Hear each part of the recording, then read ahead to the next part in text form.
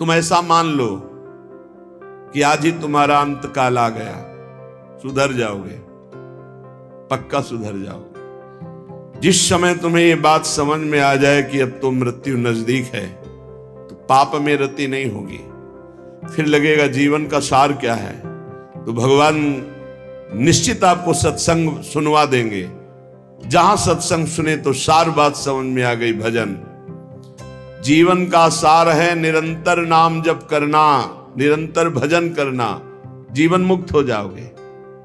एक महात्मा बड़ी मस्ती से जा रहे थे, तो एक शराब पिए हुए बैठा था और पास में बोतल रखी हुई थी। उसने देखा कि ये भी मस्त और मैं भी मस्त। अरे महात्मा, तुम्हारी मस्ती से मेरी बड़ी मस्ती है। महात्मा ने कहा, क्या मस्ती है तेरी? तेरा भाग्य पढ़ के देख रहा हूं, 7वें दिन मर जाएगा तू, 7 दिन में मर जाएगा।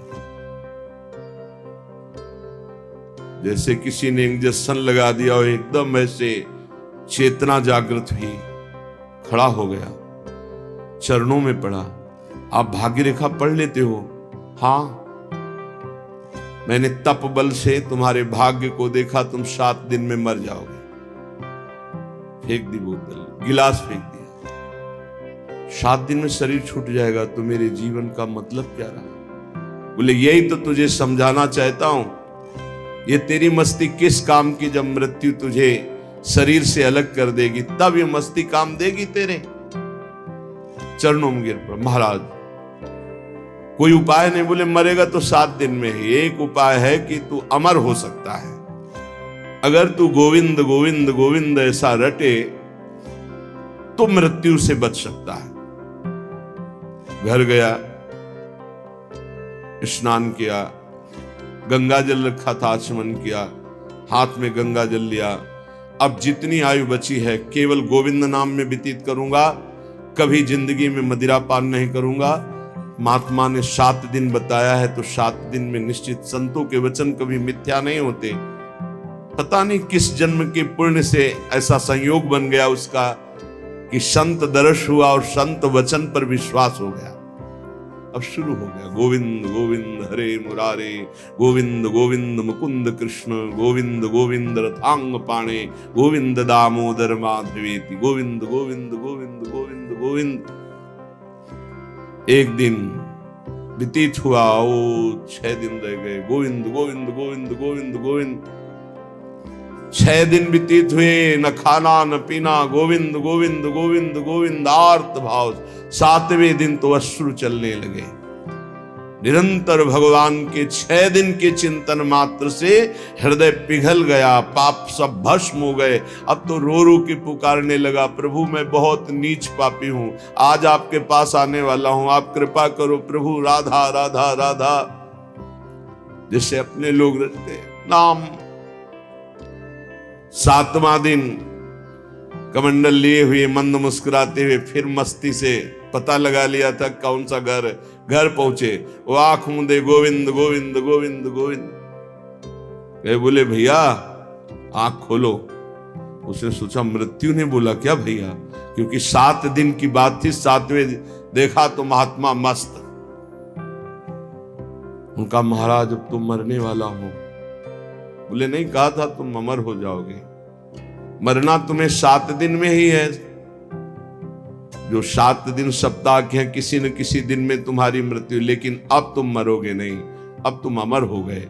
क्योंकि भगवान नाम ये समस्त रोगों का, शोकों का, भयों का, चिंता का नाश कर देता है। उसी दिन से वो भगवत प्रेमी महात्मा बन गया। निरंतर अब जितना जीवन है नाम जप करते हुए भगवान को प्राप्त हुआ। श्रीपाद कह रहे, तुम्हें पता है देहिष्विनो, तुम्हारा देह ये जो है कब नष्ट हो जाएगा? कुछ पता नहीं।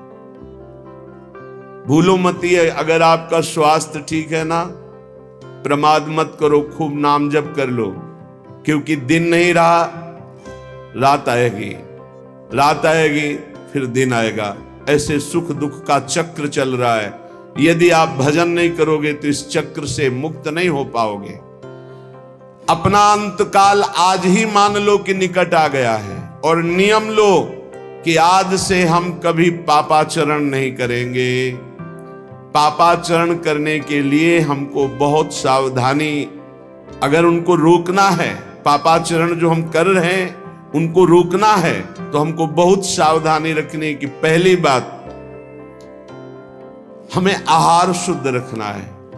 ये जो मांस मछली शराब पीते हैं, गंदा भोजन करते हैं, इनके विवेक ही नहीं रह जाता कि किसे पाप कहते हैं और किसे पुण्य कहते हैं, क्या करना चाहिए क्या नहीं। कैसा कलेजा इनका कठोर हो जाता है, जीवों को कैसे त्रास देते हैं, कैसे कष्ट देते हैं, सिर्फ अपनी रसेंद्रिय पेट भरने के लिए दुर्गति का पक्का रास्ता तय करते हैं। ये जो मांस मछली ये सब जीव जंतुओं को भूनकर उबाल कर काट कर खाते, इनकी बड़ी दुर्गति होगी।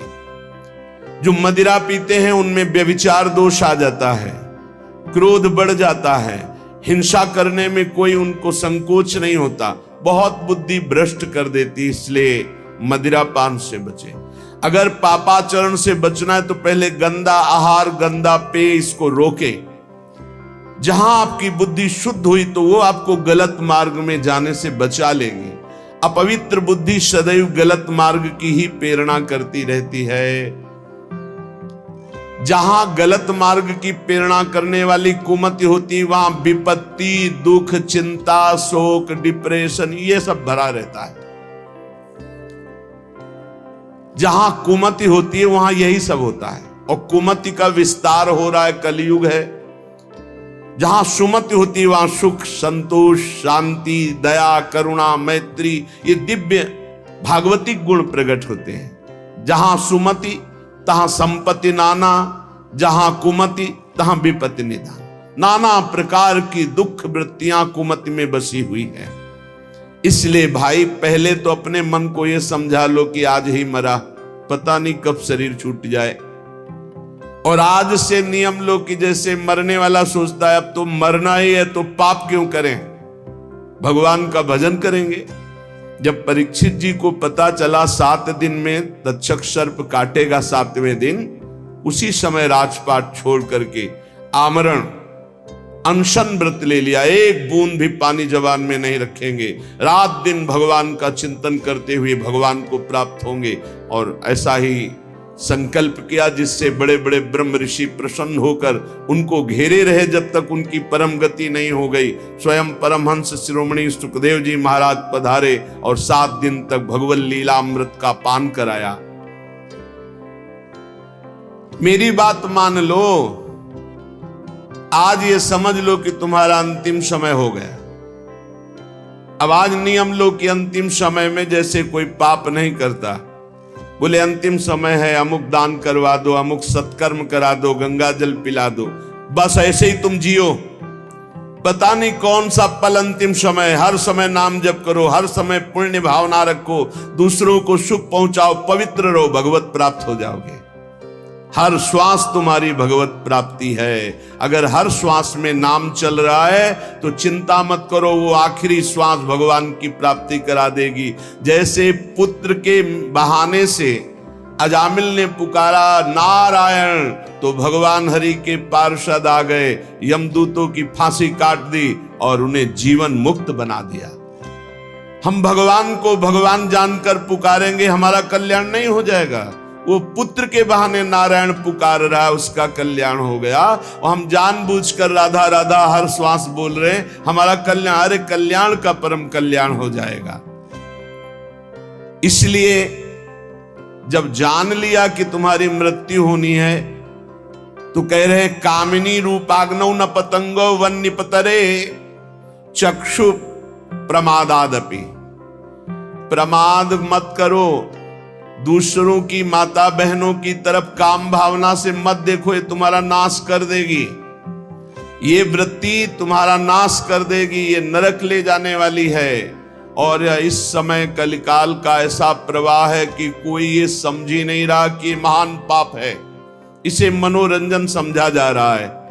धर्म पूर्वक स्वीकार करो, धर्म पूर्वक विषय सेवन करने से वैराग्य हो जाता है और वैराग्यवान ही अनुराग को प्राप्त होता है, वैराग्यवान ही शांति को प्राप्त होता है, वैराग्यवान ही भगवान की प्राप्ति के मार्ग में अग्रसर होता है। श्रीपाद कह रहे हैं जैसे पतिंगा दीपक में जलकर नष्ट हो जाता है, ऐसे किसी माता बहन की तरफ जो काम भाव करता है वो नष्ट हो जाता है। पतंगे की तरह क्यों नष्ट हो रहे हो? अद्यस्वा ना पतिष्यतो शिव पुषा पोषाय दोषा करे। तुम्हारा शरीर आज नहीं तो कल नष्ट ही हो जाएगा, तो पापाचरण क्यों कर रहे हो? धर्म पूर्वक क्यों नहीं जीते? कुर्याः संगम भंग वास नियमो वृंदावने गृह्यताम। जो नियम लेते हो उसी को भंग कर देते हो, नष्ट कर देते हो। आज से ये नहीं करूंगा, फिर 4 दिन बाद कर बैठते हो कुसंग। आज से ये नियम लेता हूं, संकल्प लेता हूं। कोई बिरला निर्वाह कर पाता है। कुछ सत्संकल्प लिए जाते हैं तभी जीवन प्रकाशमान होता है।